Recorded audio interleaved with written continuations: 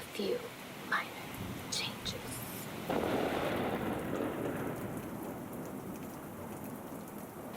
Friday the 13th, October 2017. A young designer is finishing her work for the day when she decides to check her email one last time.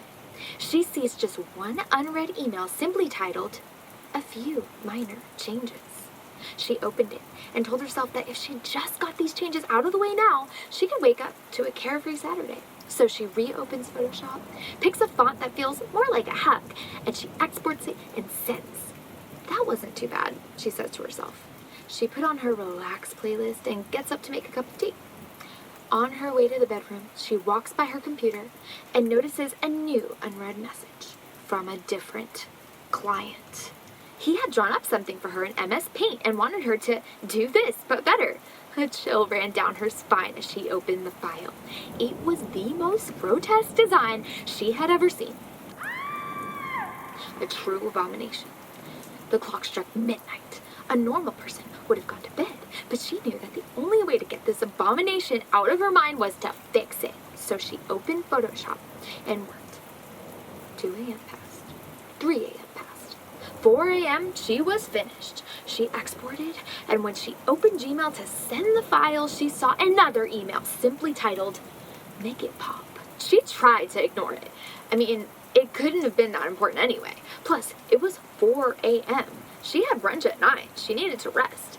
But as she looked at her screen, trying to convince herself to look away, another email came in. And another. And another. Now she had 3 unread emails. Thunder shook the house. Rain was pounding on the roof. She tossed her laptop aside. Enraged, she paced her bedroom. She could feel her heart pounding inside her chest. These projects kept crawling back. It seemed like no changes were final.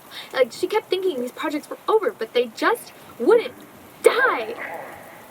They were feeding on her energy and her brain power, like undead psychic vampires. She couldn't stand the fear of wondering when the next project was going to reach its decaying hand from the grave, grab her. That's when she made the decision. This would be the weekend that it all ended. She was putting her foot down.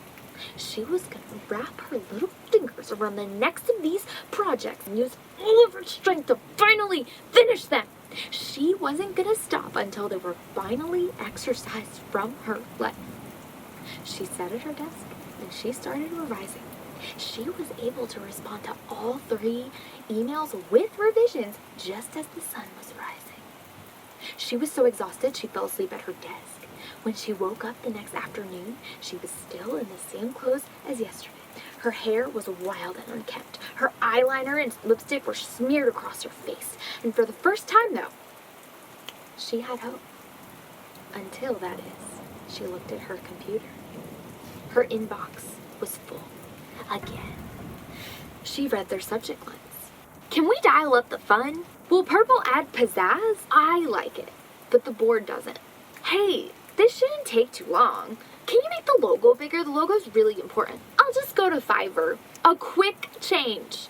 They just kept coming. She tried to exercise her projects, but instead they were possessing her.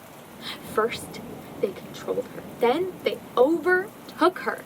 No one ever had brunch with her again. No one saw her at the dog park again. She was just a ghost of who she used to be. Some say they've seen her at the grocery store buying boxed wine and pizza rolls, but the legend says that to this very day, she's still trapped in her apartment with hair as wild as cobwebs. She paces the dark halls of the house lit only by her computer screen. Sometimes at night, if you listen real close, you can hear her whispering, "A few minor changes. A few